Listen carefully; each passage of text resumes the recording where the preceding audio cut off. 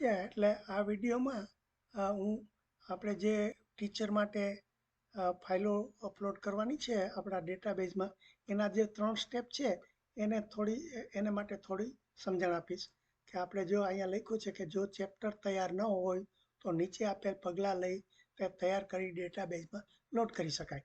એટલે આ પ્રવૃત્તિ માટે આપણે આ સ્ટેપ લેવાના કે એક 4 નંબરનું તો કે અને બીજું 5 નંબર 4 નંબરમાં તમારે શું પૂછવાનું છે પ્રશ્ન નક્કી થશે. 5માં કયા એઆઈ મોડેલને આપણે પૂછવાનું છે એનું ઓપન થશે.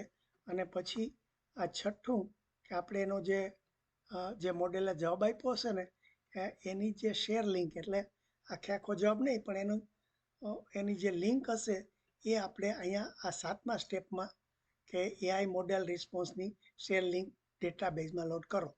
એટલે આ રીતે આપણે આ 3 સ્ટેપમાં જ ઘણું બધું કામ કરવાનું હોય છે. એટલે આપણે જોઈએ બધા એક પછી જો પહેલાં આપણે મેથડ 1 દરેક એઆઈ મોડેલ માટે પસંદ કરેલ પ્રવૃત્તિ એટલે એ હું બતાવીશ કે કેવી રીતે કે આજે આપણે આ પેજ ખોલ્યું એમાં આજે મારે પસંદ કરવું પડે કે કન્ટ્રી કયો છે, કોર્સ મીડિયમ આ બધું કરેલું છે. જ્યાં ડાટ કરે બતાવે છે ને એ સિલેક્શન છે. પછી તમારે ખાલી સબ્જેક્ટ અને સ્ટાન્ડર્ડ ને ચેપ્ટર નક્કી કરવાના. તો ધારો કે આ ઇકોનોમિક્સ અત્યારે નક્કી કર્યું છે એના બદલે મારે સ્ટેટિસ્ટિકનું જોતું હોય તો સ્ટેટિસ્ટિક નક્કી કરવું. 11મું 12મું ધોરણ છે એને બદલે 12મું કરવું હોય તો પણ ધારો કે આ પહેલું ચેપ્ટર છે એને બદલે મારે બીજા ચેપ્ટરનું જોતું હોય. અને પછી જો પ્રવૃત્તિ મેં વાત કરી ને કે આ જુદા જુદા ઘણી જાતની પ્રવૃત્તિ છે પણ આપણે અત્યારે આ એક્સપ્લેનેશન એટલે કે ચેપ્ટર સમજાવવાનું અને આ ચોથી જે ક્વેશ્ચન્સ એટલે પ્રશ્નો પૂછવાની બે પ્રવૃત્તિ ઉપર વધારે શરૂઆત કરશું. એટલે આટલું મેં નક્કી કર્યું હોય કે મારે એક્સપ્લેનેશન જોઈએ છે આ બીજા ચેપ્ટરનું અને સ્ટેટિસ્ટિક સબ્જેક્ટનું ને 11મા ધોરણનું એટલું નક્કી કર્યા પછી હું અહીંયા સબમિટ દબાવીશ ને એટલે મને જો મારે શું પ્રશ્ન પૂછવાનો છે એ અહીંયા લાલ લાઇટમાં થઈ જશે. એટલે મારે એને સાચવી લેવાનું એટલે એની કોપી કરવાની. એટલે અહીંયા જો ચેપ્ટરનું ટાઇટલ પણ આવી ગયું છે. આ Ctrl+C કરીશ એટલે એની કોપી થઈ ગઈ. એટલે બસ આ પહેલું સ્ટેપ કે આપણે શું પૂછવાનું છે એ આપણી પાસે આવી ગયું.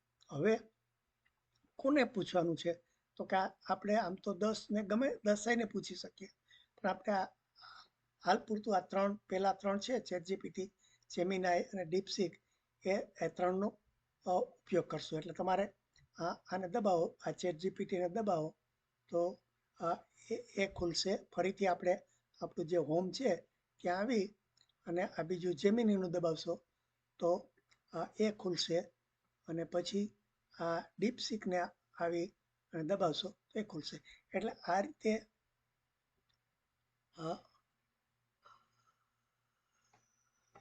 રીતે આપણે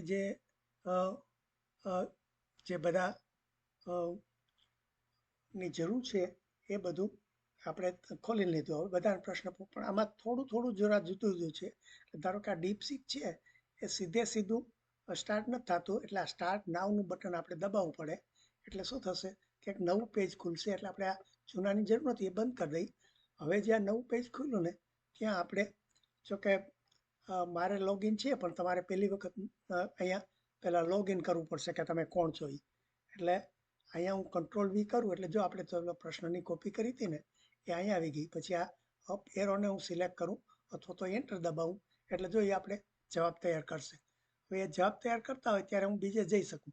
ધારો કે આ જેમિનીનું છે ત્યાં જઈ શકું. અહીંયા પણ મેં લોગિન 2 રીતે થાય છે મારે. એટલે હું આને માટે મેં સ્પેશિયલ એકાઉન્ટ ખોલ્યું છે એમાં જઈને હું ઉપયોગ કરીશ. એટલે મારે આ જે જૂનું છે જરૂર નથી. એટલે હવે જો મને ઓળખે કે આ ચીમન એટલે મેં પેલું કર્યું. એટલે જો અહીંયા હું આ Ctrl+V કરીશ એટલે એ જ પ્રશ્ન આ હિટ એન્ટર કરું એટલે એ ચાલુ કરી દેશે.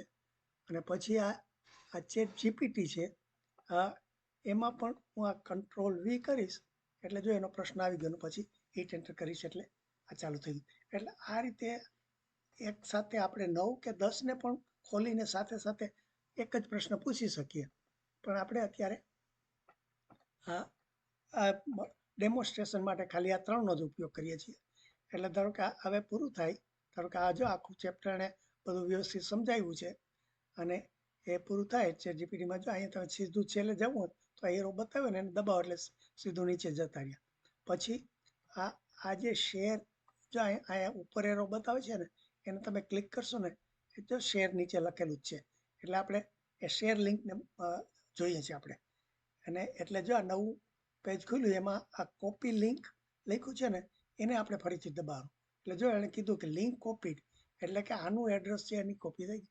એટલે ફરીથી આપણે આપણું જે મેઇન પેજ હતું ત્યાં આવી અને હવે મારે મેં કીધું ને કે આ છેલ્લે અને આપણે સાચવી લેવાની છે. તો આ છેલ્લું 7મું છે કે રિસ્પોન્સ શેર લિંક આપણે ડેટાબેઝ લોડ કરવાની છે. તો અહીં ફરીથી આપણે આ બધું છેલ્લું હોય કે ધારો કે મેં 11મા ધોરણનું આ સ્ટેટિસ્ટિકનું આપણે કામ કરીએ છીએ અને બીજા ચેપ્ટરનું કામ કરું છું. અને આપણે ChatGPT પહેલું હતું એની મારી પાસે આપણે કોપી કરી હતી મેં. એટલે અહીંયા પાછું આ Ctrl+V કરીશ ને એટલે એ જો એનું અને હિટ એન્ટર દબાવીશ એટલે જો એને એ બધું આપણું જે એનો જવાબ હતો એ સેવ થઈ ગયો. એટલે હવે એમ કે બસ એ જ પ્રોસેસ આપણે 3 માટે રિપીટ કરવાની છે. એટલે મારે અહીંયા જો કે આને થોડું ખસેડવું પડશે કારણ કે મારે પાછું જવા માટે જો એરો છે ને એ વચ્ચે આવે છે. એટલે આ શું થાય આનો આપણે હોમમાં સીધા જઈ શકીએ પણ આ એરોનો ઉપયોગ કરીએ ને તો આપણે પસંદગી ફરીથી બદલવી ના પડે, બધી રહેશે. એટલે ધારો કે મેં આ ChatGPTનું કર્યું એવી રીતે આ જેમિનાઈનું. હવે જેમિનાઈમાં જો જુદું છે જરા. એમાં નીચે એરો વાળને બદલે અહીંયા રાઈટ સાઈડમાં 3 ટપકા છે એને દબાવશું તો આ કન્વર્સેશન છે અહીંયા તમને દેખાય. અહીંયા જો ઉપર એરો દેખાય છે એટલે પહેલાં જેવું જ પણ આની થોડી જુદી મેથડ છે. એટલે એને આપણે દબાવશું એટલે જો આ લિંક કોપીડ એટલે આણે સીધું કરી દીધું. આપણે 2 વખત ના દબાવવું પડ્યું. પણ એટલે કહું ને થોડી બધાની રીત જુદી હશે. એટલે ફરીથી અહીંયા આવી અને મેં હવે આપણે જેમિનીનું કર્યું છે બીજું.